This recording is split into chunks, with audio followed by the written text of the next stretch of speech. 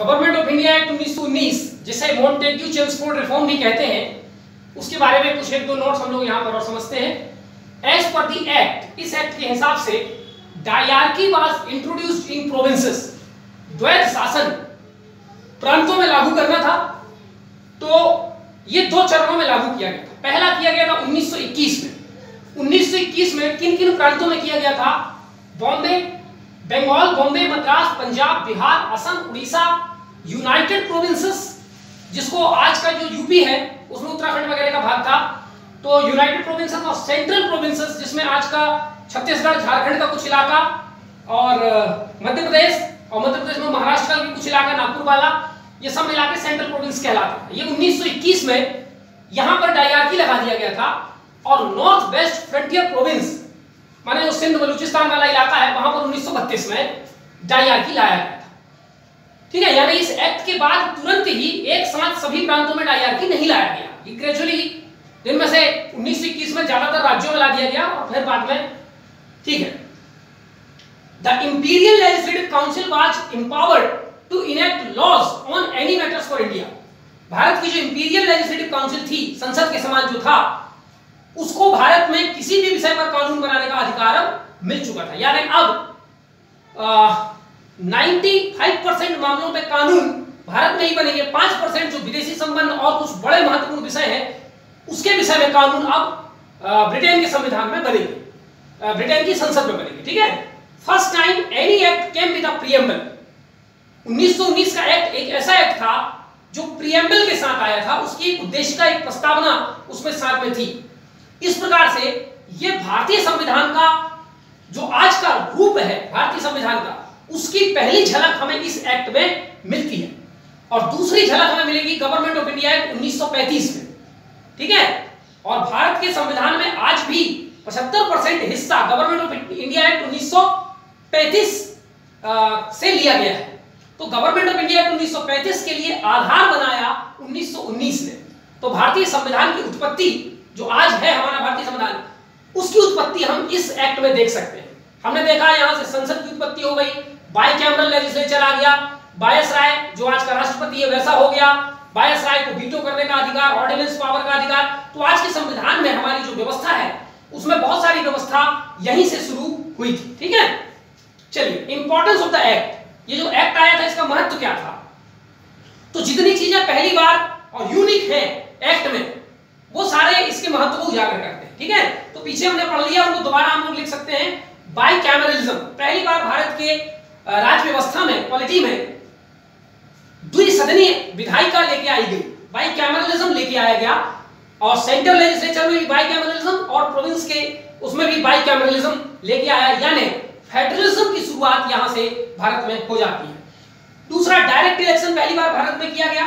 ठीक है, इस डायरेक्ट इलेक्शन में हालांकि बहुत सारे प्रतिबंध थे कि जो टैक्स पे करता है वही दे सकता है, जिसके पास कोई इतनी मात्रा में प्रॉपर्टी है वही वोट दे सकता है। लेकिन ठीक है, पहली बार इस डायरेक्ट इलेक्शन में महिलाओं को भी वोट देने का अधिकार जो है वो दिया गया था। Majority of elected members in provincial legislative council, जो प्रांतों की विधानसभाएं थी, उनमें इलेक्टेड मेंबर्स की मेजॉरिटी 70% इलेक्टेड थे और 30% जो है वो नॉमिनेटेड थे। Expansion of members in legislative council, centre और प्रोविंसेस दोनों के लेजिस्लेटिव काउंसिल में मेंबर्स की संख्या बढ़ाई गई थी। ठीक है, 3 Indians in executive council of viceroy, viceroy के कार्यकारी परिषद में 3 भारतीय लोगों को जगह दिया गया था। पीएससी, पब्लिक सर्विस कमीशन, पहली बार भारत में लॉन्च किया गया ताकि भारतीय रीति रिवाज के हिसाब से, भारतीय विषयों के हिसाब से सिलेबस बना करके भारत में ही जो गवर्नमेंट सर्विसेज के लिए परीक्षा है वो ली जा सके। फेडरल स्ट्रक्चर पहली बार भारत में दिखाई दिया। प्रीएम्बल, पहली बार किसी एक्ट में प्रीएम्बल आया और इस प्रीएम्बल में कहा गया था कि भारत को जल्द से जल्द स्वशासन, सेल्फ रूल या रिस्पांसिबल गवर्नमेंट दिया जाएगा। यह महत्व है इस प्रीएम्बल का। States were empowered for local government, local स्थानीय शासन प्रशासन की जिम्मेदारी राज्य सरकारों को दी गई थी और उनको बहुत सारे विषयों पर कर लगा करके कर वसूलने का अधिकार भी यहां पर दिया गया था। क्रिटिसिज्म, ये सारी अच्छी बातें ठीक है, इसके अलावा कुछ ना कुछ पॉइंट तो नेगेटिव सब में रहता है। तो क्रिटिसिज्म जो कि हमारे उस समय के कांग्रेस और राष्ट्रवादी नेताओं ने किया था, वो पॉइंट्स क्या हैं? Not enough as expected and contributed, क्योंकि प्रथम विश्व युद्ध के समय में भारत ने जितना योगदान दिया था ब्रिटेन का, और उस हिसाब से जितना आशा कर रही थी, उसके हिसाब से इस एक्ट में उतना नहीं मिला जितना उनको मिलने की आशा थी। ठीक है, तो it was not as per the expectation made by the Congress and the other nationalist leaders of India. ठीक है, क्या आशा हमने रखी थी और क्या हमको नहीं मिला? हमको क्या नहीं मिला? Majority of official members in executive council of viceroy के एग्जीक्यूटिव काउंसिल में 8 मेंबर्स होते थे और 3 भारतीय थे, 5 जो है वो अंग्रेज होते थे, यानी ऑफिशियल मेंबर्स थे। तो अभी भी भारत ये उम्मीद कर रहा था कि एग्जीक्यूटिव काउंसिल में हमारे लोगों की मेजॉरिटी होगी, क्योंकि सबसे बड़ा डिसीजन लेने वाला बॉडी भारत में वायसराय और उसकी एग्जीक्यूटिव काउंसिल थी, तो उसमें अभी भी नॉन ऑफिशियल मेंबर्स की मेजॉरिटी थी। ये एक उसका क्रिटिसिज्म है। दूसरी, 75% parts of budget was non votable. Budget का 75% भाग तो ऐसा था जिसका संसद में बैठ करके चर्चा ही नहीं किया जाता था, उस पर वोटिंग नहीं होती थी। वायसराय और गवर्नर्स पावर, सेंटर में वायसराय और प्रांत में गवर्नर को यह पावर था कि वो यदि विधानसभाओं द्वारा किसी ग्रांट में, किसी अनुदान में कटौती किया है तो उस कटौती को रिस्टोर कर सकते हैं, वीटो पावर का उपयोग कर सकते हैं, ऑर्डिनेंस इशू कर सकते हैं। इस प्रकार से काफी कुछ ताकत गवर्नर और वायसराय के हाथों में थी, जिससे जो विधानसभाएं हैं उनका महत्व ऑटोमेटिकली कम हो जा रहा था। कम्युनल रिप्रेजेंटेशन, इस एक्ट द्वारा मुस्लिमों को तो अलग से रिप्रेजेंटेशन 1909 में ही मिल गया था, इसमें और ज्यादा आग लगा दिया गया। सिखों को, एंग्लो इंडियंस और यूरोपियंस, नॉन ब्राह्मण्स, ये सबको दे दिया गया। ठीक है, universal adult franchise was not adopted. उम्मीद थी कि सार्वभौमिक वयस्क मताधिकार भारत में सभी लोगों को जो एक पर्टिकुलर उम्र के ऊपर है उनको वोट देने का अधिकार दिया जाएगा, लेकिन इसमें ऐसा नहीं किया गया। Seats in provinces not based on population, कई प्रांतों में जो सीट निश्चित किए गए थे, तो कई एक प्रांत ऐसे थे जहां की जनसंख्या कम थी लेकिन वहां सीट ज्यादा थी। ठीक है, जो जनसंख्या बड़े हैं वहां सीट कम हो गई। तो ये अंग्रेजों की नजर में जिन प्रांतों का उनके लिए ज्यादा महत्व था उनकी सीट ज्यादा रखी थी। ठीक है, तो पॉपुलेशन के आधार पर होना चाहिए था, ऐसा राष्ट्रवादियों का कहना था। No legislative control over executive, कार्यपालिका पर विधायिका का कोई नियंत्रण नहीं, क्योंकि कार्यपालिका में ज्यादातर ऑफिशियल मेंबर्स थे, गोरे लोग थे और वो अकाउंटेबल नहीं थे। संसद में उनसे ज्यादा प्रश्न नहीं पूछा जा सकता था, प्रश्न पूछे भी जाते थे तो उत्तर देने के लिए बहुत ज्यादा कटिबद्ध नहीं थे, क्योंकि वो अकाउंटेबल थे वायसराय को, संसद को नहीं।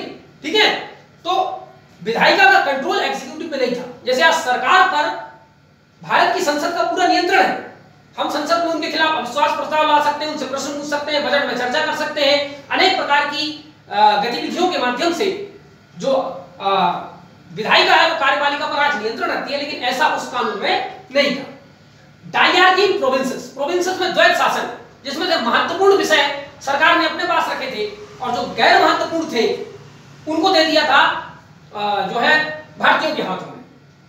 प्रोविजंस ऑफ कम्युनिज्म, ठीक है, अब चूंकि यहाँ पर जो सेपरेट इलेक्टोरेट और कम्युनल रिप्रेजेंटेशन रखा गया, यहीं से भारत में संप्रदायवाद की नींव भी पड़नी शुरू हो गई और सिखों ने भी अपने आप को अलग समझना शुरू कर दिया।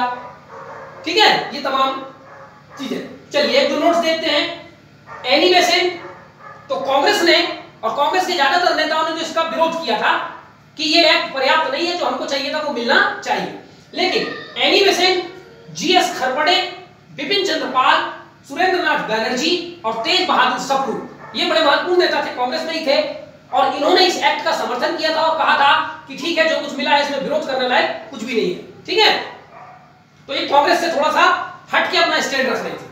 अल्टीमेटली ये सारे लोगों ने जो है रिजाइन कर दिया कांग्रेस से, बोले कांग्रेस हमारी बात नहीं सुन रही है तो कांग्रेस में रहना ही नहीं है। इनमें से दो लोग, सुरेंद्र नाथ बैनर्जी और तेज बहादुर सप्रू, ने मिलकर के अपनी एक अलग पार्टी बनाई और उस पार्टी का नाम रखा गया इंडियन लिबरेशन फेडरेशन। ठीक है, मदन मोहन मालवीय ने भी इस एक्ट का सपोर्ट किया था, लेकिन वो ना तो कांग्रेस से अलग हुए और ना ही उन्होंने कोई अलग पार्टी बनाई। मोहम्मद अली जिन्ना भी इस एक्ट से खुश नहीं थे, कांग्रेस के रवैये से खुश नहीं थे। जिन्ना चाहते थे कि कांग्रेस इसका बिल्कुल विरोध ना करे, इसका समर्थन करे, तो अल्टीमेटली जिन्ना ने भी कांग्रेस से अपना त्यागपत्र दे दिया था। तो जिन्ना के कांग्रेस से त्यागपत्र देने के दो कारण थे। ठीक है ना, पहला था इस एक्ट को कांग्रेस अपोज कर रही थी लेकिन जिन्ना सपोर्ट कर रहे थे, और दूसरा था कि नॉन कोऑपरेशन मूवमेंट जिस तरीके से गांधी जी ने लॉन्च किया उसके साथ जिन्ना सहमत नहीं थे। इन दोनों बातों ने जिन्ना को मजबूर किया और उन्होंने कांग्रेस छोड़ दिया, जो कि उन्होंने 1903 के आसपास उन्होंने कांग्रेस को ज्वाइन किया था। ठीक है, और 1920 में 17 साल की लंबे यात्रा के बाद उन्होंने कांग्रेस को छोड़ दिया। ठीक है, अब हम महत्वपूर्ण मुद्दा है नॉन कॉपरेशन मूवमेंट, असहयोग आंदोलन, जो कि 4 सितंबर 1920 को ऑफिशियली शुरू हुआ और 4 फरवरी 1922 को ये जो है आंदोलन खत्म हो गया। ठीक है, तो लगभग 2.5 साल के आसपास ये आंदोलन चला है। ठीक है, देखते हैं क्या है आंदोलन। India first all India level political movement, असहयोग आंदोलन भारत का पहला अखिल भारतीय चरित्र का राजनीतिक आंदोलन था, जिसमें भारत में नॉर्थ साउथ ईस्ट वेस्ट से लेकर के भारत के सभी इलाके, यहां भारत का मतलब है ब्रिटिश इंडिया, ठीक है, वो 35% इलाके नहीं जहां पर प्रिंसली स्टेट्स थे, तो भारत के सभी इलाके, सभी वर्गों ने इसमें भाग लिया। लॉन्च्ड बाय गांधी, इस आंदोलन को गांधी के नेतृत्व में लॉन्च किया गया था विद द एम, और इस आंदोलन का उद्देश्य था सेल्फ गवर्नेंस, हमारा देश हमारा शासन, हम अपना शासन खुद करेंगे, एंड ऑब्टेनिंग पूर्ण स्वराज, पूरी आजादी। अब हमें कंसेशन, छूट, ऑटोनॉमी ये सब नहीं चाहिए, अब हमें पूर्ण आजादी चाहिए, खुद का शासन चाहिए। इस उद्देश्य के साथ असहयोग आंदोलन गांधी ने शुरू किया था। अब यह असहयोग आंदोलन 1920 में क्यों शुरू किया गया, ऐसी क्या पृष्ठभूमि क्या थी उसकी, ठीक है, पृष्ठभूमि समझते हैं। The economic situation of India post world war had become alarming, Bharat की जो प्रथम विश्व युद्ध के बाद आर्थिक स्थिति थी वो बड़ी चिंताजनक हो गई थी। क्या हो गया था, इन्फ्लेशन, महंगाई थी, इंक्रीज्ड टैक्सेस, ऊपर से सरकार तरह तरह के टैक्स बढ़ा रही थी, decrease in domestic industrial production, Bharat के औद्योगिक उत्पादन में गिरावट हो रही थी, 3 चीजों को छोड़ करके, कॉटन, जूट और स्टील, इनको छोड़ करके बाकी इंडस्ट्रियल प्रोडक्शन में कमी आई थी। फेमाइंस, क्योंकि फूड ग्रेन्स का उत्पादन कम हो गया था, क्योंकि किसानों को ही सेना में भर्ती किया गया था, फिर जितना कुछ फूड ग्रेन्स होता था उनमें से काफी कुछ यूरोप, हमें ब्रिटेन वगैरह भेजना पड़ता था, तो अकाल जैसी स्थितियां, इन सब के कारण भारत की आर्थिक स्थिति बहुत खराब हो गई थी, और गांधी जी चाहते थे कि इन सब की वजह जो अंग्रेज सरकार है उनके खिलाफ कोई आंदोलन जो है वो खड़ा किया जाए। दूसरा,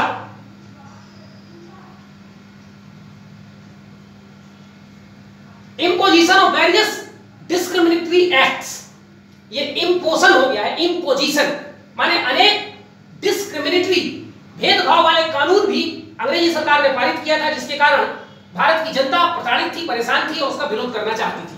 जैसे कि डिफेंस ऑफ इंडिया एक्ट 1915, ये डिफेंस ऑफ इंडिया एक्ट जिसके अंतर्गत किसी भी व्यक्ति को भारत की शांति भंग करने के आरोप में गिरफ्तार किया जा सकता था, और उससे भी खतरनाक एक्ट रॉलेट एक्ट 1919, जिसके बारे में हम पिछले वीडियो में समझ चुके हैं। ऐसे कानून भी भारतीय लोगों के लिए परेशानी का कारण था, और भारत इसके लिए कोई कलेक्टिव मूवमेंट लॉन्च करने की तैयारी में था।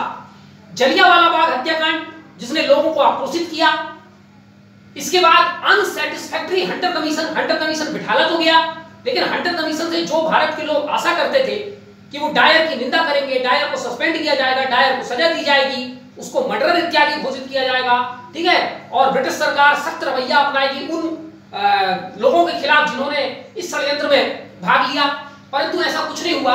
हालांकि हंटर कमीशन ने कहा था कि डायर को ऐसा नहीं करना चाहिए, लेकिन वो दबी जबान से खुल करके उन्होंने उसकी निंदा नहीं की थी, तो वो अनसैटिस्फैक्टरी था हमारे लोगों के लिए। इसके अलावा ऑनरिंग डायर इन ब्रिटेन में डायर का बड़ा मान सम्मान किया गया, उसको हाउस ऑफ लॉर्ड्स का मेंबर बनाया गया, चंदा करके उसको पैसा दिया गया, ठीक है। इसके अलावा ब्रिटिश सरकार ने कभी भी माफी नहीं मांगी कि हम ये जो कुछ हुआ उसके लिए हमें खेद है। ये सारी स्थिति ने भी लोगों के मन में आक्रोश भर दिया था, और लोग तैयार थे कोई बड़े आंदोलन में भाग लेने के लिए। तो इन सारे मौकों को देखते हुए गांधी जी ने असहयोग आंदोलन शुरू किया। Ongoing various protests due to various dissatisfaction, अनेक प्रकार की ब्रिटिश नीतियों से असंतोष लोग अनेक प्रकार के आंदोलन ऑलरेडी चला रही थी, जैसे कि खिलाफत आंदोलन जो टर्की के मुद्दे पर था, अवध एग्रेरियन मूवमेंट, अवध के किसानों का टैक्स इत्यादि बढ़ा था, उसके खिलाफ में ये विद्रोह कर रहे थे। असम के टी बागान, असम में चाय का बागान जो होता था, वहां पर ब्रिटिश प्लांटर्स इंडेंचर्ड लेबर के माध्यम से चाय की खेती करवाते थे, जिससे वहां के लोग परेशान थे।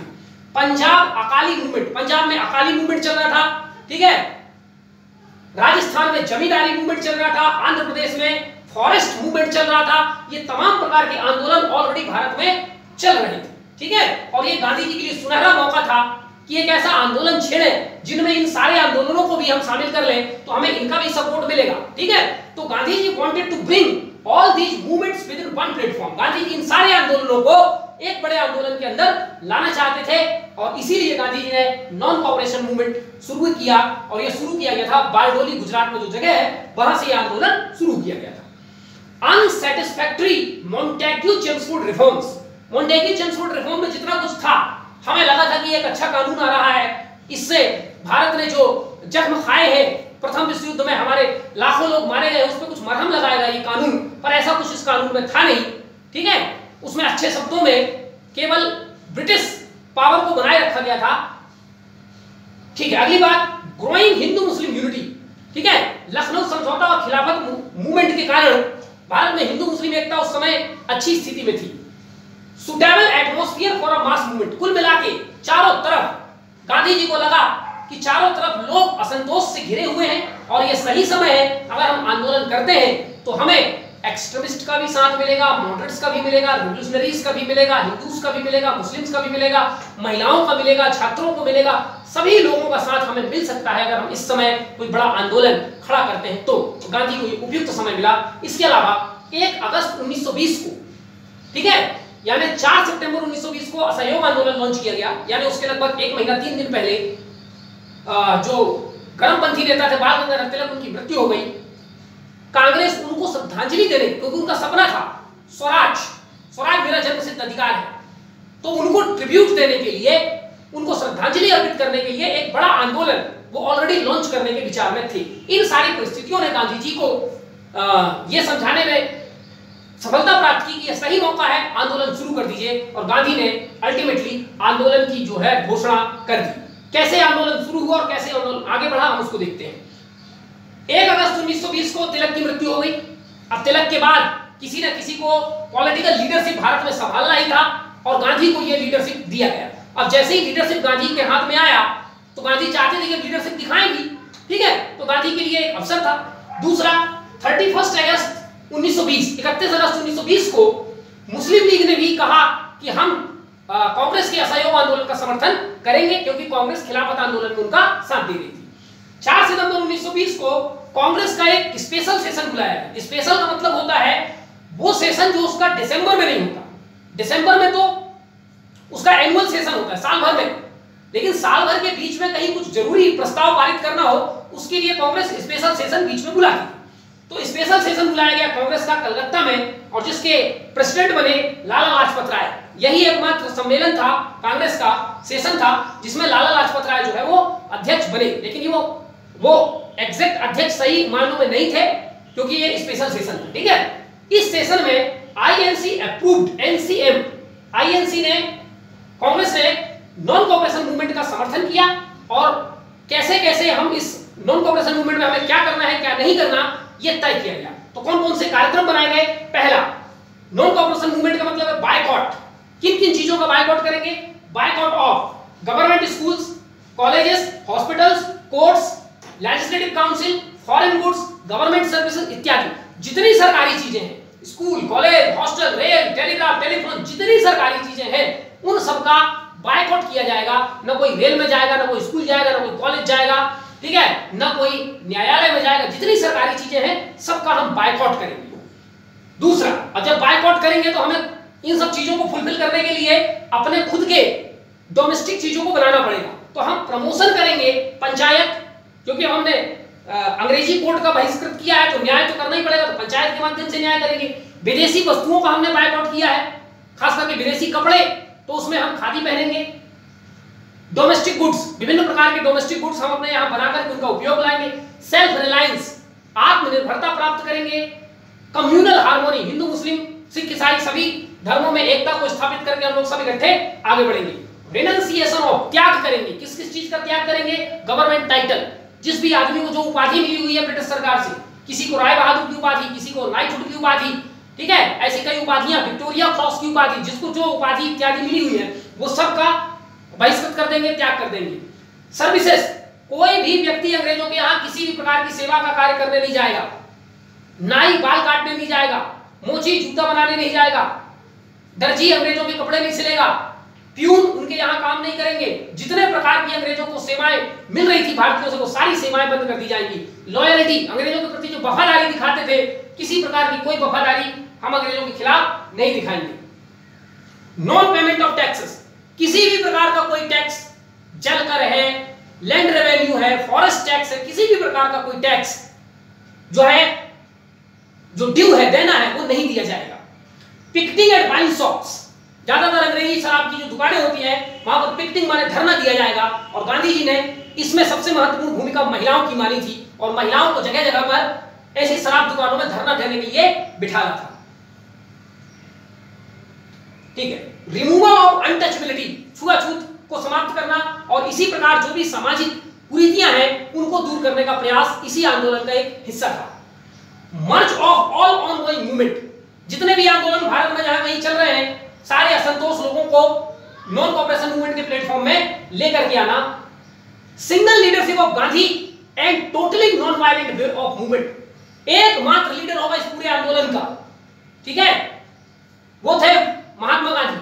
वो जब कहेंगे, जैसा कहेंगे वैसा सब लोगों को मानना पड़ेगा, और इस पूरे आंदोलन का जो स्वरूप होगा वो नॉन वायलेंट होगा, कहीं पर भी किसी भी प्रकार की हिंसा नहीं होनी चाहिए। ठीक है, ये कुछ महत्वपूर्ण कार्यक्रम तय किए गए थे कलकत्ता के स्पेशल सेशन ऑफ कांग्रेस में। ठीक है, यहां पर गांधी जी ने एक स्टेटमेंट दिया था इसी सेशन के दौरान, जो स्पेशल सेशन किया गया था। Gandhi declare on special session that why British government stands on Indian lands, Bharat में जो ब्रिटिश सरकार है वो अपने पैरों पे नहीं खड़ी, वो भारतीय लोगों के पैरों पे खड़ी है। इसका मतलब भारतीयों के सहयोग से चल रही है। इसलिए अगर हम अपना सहयोग विथड्रॉ कर दें, किसी की टांग काट दी जाए तो वो आदमी अपने आप धरती पर गिर जाता है। तो ब्रिटिश सरकार भारतीय टांग पर खड़ी थी, भारतीय सहयोग से चल रही थी, इसलिए अगर भारतीय पैर को काट दिया जाए, यानी उनके साथ सहयोग की जगह असहयोग किया जाए, तो भारत में सारा वर्किंग फोर्स, लेबर फोर्स, उनके सारे अधिकारी ज्यादातर भारत में है, अगर उनका सपोर्ट खींच लिया जाए तो ब्रिटिश सरकार भारत में गिर जाएगी। ठीक है, तो इफ एनसीएम यानी non cooperation movement is completely implemented, जैसा कि गांधी जी ने यह विचार बनाया था, अगर वैसा ही नॉन कोऑपरेशन मूवमेंट चलता है तो इसका रिजल्ट ये होगा, गांधी ने कहा था 1 साल के भीतर मैं भारत को स्वराज दिला दूंगा। ये गांधी जी का प्रॉमिस था। ठीक है, Nagpur session of Indian National Congress, अब कांग्रेस का नागपुर सेशन होता है दिसंबर 1920 में, ये उसका ऑफिशियल सेशन था। ठीक, इस ऑफिशियल सेशन में कांग्रेस ने ऑफिशियली नॉन कोऑपरेशन मूवमेंट को मान्यता दी थी। इसके पहले जो स्पेशल सेशन कलकत्ता में था वो ऑफिशियली नहीं था। हाँ, कांग्रेस ने कह दिया था कि ठीक है हम इस आंदोलन को चलाएंगे, लेकिन उसका जो ऑफिशियल मीटिंग होता था दिसंबर में, उसने नॉन कोऑपरेशन मूवमेंट को अपनी स्वीकृति दी। New constitution of Indian National Congress drafted, Congress का नया संविधान बनाया गया। नया संविधान बनाने की जरूरत क्यों थी? क्योंकि इसके पहले तक कांग्रेस का कॉन्स्टिट्यूशन जो इसके पहले के लिबरल लीडर्स थे उनके हिसाब से चल रहा था, उसमें गांधीवादी सिद्धांतों की कहीं झलक नहीं थी। लेकिन अब चूंकि 1920 में तिलक के बाद गांधी को कांग्रेस का नेतृत्व दे दिया गया था, तो गांधी के हिसाब से कांग्रेस का संविधान बनना था, तो नया संविधान बनाया गया कांग्रेस का, जिसमें कॉन्स्टिट्यूशनल के साथ साथ एक्स्ट्रा कॉन्स्टिट्यूशनल तरीके से भी स्वराज प्राप्त करने की बात कही। इसके पहले तक कांग्रेस कहता था हम जो कुछ भी कांग्रेस के भीतर रह के आंदोलन वगैरह करेंगे वो केवल और केवल संविधान के दायरे में, नियम कानून के दायरे में रह के ही करेंगे, नियम को उल्लंघन करके नहीं करेंगे। माने टैक्स नहीं देना ऐसा कुछ नहीं होगा, हड़ताल करना ऐसा कुछ नहीं होगा। ठीक है, लेकिन गांधी ने कहा नहीं, हम नियम अंग्रेजों का तब माने जब वो हमारे हितैषी हो, जब हमारे लोगों ने नियम बनाया। तो गांधी ने कहा कि हम नियम कानून की परवाह नहीं करेंगे, हमें स्वराज की प्राप्ति करनी है, हम केवल एक बात की चिंता करेंगे कि हिंसा नहीं होनी चाहिए, भले नियम टूटे या ना टूटे। तो पहली बार कांग्रेस ने ऑफिशियली ये माना कि हमें संविधान के अलावा भी, संविधान के बाहर जाकर के कुछ करना पड़े स्वराज प्राप्ति के लिए तो हम करेंगे। Organisational changes within Congress, Congress के भीतर कुछ संगठनात्मक चेंज किए गए गांधी के सिद्धांतों के हिसाब से। वो क्या था? पहला, Congress working committee, Congress working committee जो है उसका गठन किया गया, जिसमें कुल 15 मेंबर होते थे। ठीक है, आज भी कांग्रेस वर्किंग कमेटी है, जिसका एक चेयरमैन होता है सोनिया गांधी, वर्तमान में उसकी चेयरपर्सन है। ठीक है, इसके अलावा कांग्रेस को गांव-गांव, देहात-देहात तक पहुंचाने के लिए उसकी मेंबरशिप बढ़ाना, इसके लिए प्रोविंशियल कांग्रेस कमेटी, हर प्रांत में कांग्रेस की एक कमेटी होगी जो भाषाई आधार पर जिनका गठन किया जाएगा। वार्ड कमेटी, कांग्रेस की वार्ड कमेटी होगी हर गांव में। इसके अलावा 1 करोड़ मेंबरशिप कांग्रेस की को करना था, इसके लिए 2 काम किए गए। जो भी कांग्रेस को ज्वाइन करना चाहता था उसमें एक मेंबरशिप फीस लगती थी, वो मेंबर फीस सिर्फ फीस जो 1 रुपया थी उसको घटा के 4 आना किया गया और एक तिलक स्वराज फंड बनाया गया जिसमें जो लोग राष्ट्रीय आंदोलन में अपना सहयोग देना चाहते हैं उसमें कुछ पैसा वगैरह दे करके एक फंड बनाया जाएगा। उस फंड से जो पैसा एकत्रित होगा उससे कांग्रेस अपना राजनीतिक आंदोलन चलाएगी। ठीक है, अब असहयोग आंदोलन को सपोर्ट करने वाले लोग कौन थे और उसका विरोध करने वाले लोग कौन थे ये देखना हमें जरूरी है। सपोर्ट करने वाले में मुस्लिम लीग, क्रांतिकारी revolutionary, extremist, moderate, women, common people में traders, farmers, workers, student, professionals सभी लोगों ने इसका सहयोग किया था। तो सहयोग कौन किसने किया था ये देखने से बजाय हम ये देख लें कि विरोध किसने किया था, उसके अलावा जितने बच गए सब सहयोग किए। ठीक है, मोहम्मद अली जिन्ना पूरे मुस्लिम लीग से एकमात्र व्यक्ति थे जिन्होंने असहयोग आंदोलन से असहमति जाहिर की थी, वो थी मोहम्मद अली जिन्ना और इसी विरोध में उन्होंने कांग्रेस को छोड़ा भी था। मद्रास प्रेसिडेंसी में एक पॉलिटिकल पार्टी थी जस्टिस पार्टी, उन्होंने इनका विरोध किया था। ठीक है, और थोड़ा बड़ा विरोध CR दास, चित्तरंजन दास ने भी किया था, लेकिन खुलकर के विरोध नहीं किया था और पूरी तरीके से विरोध नहीं किया था, कहीं एक दो बातों में उनका असंतोष था। ठीक है, तो ये दो तो इंपॉर्टेंट है, आपको याद रखना है। ठीक, अब कुछ स्टेटमेंट देखते हैं।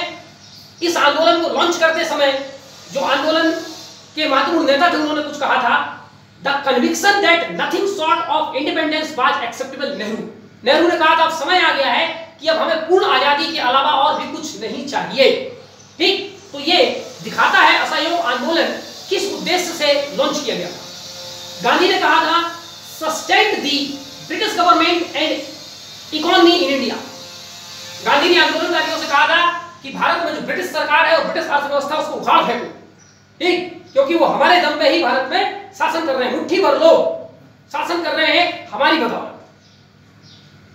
It would be sin to cooperate with the satanic government.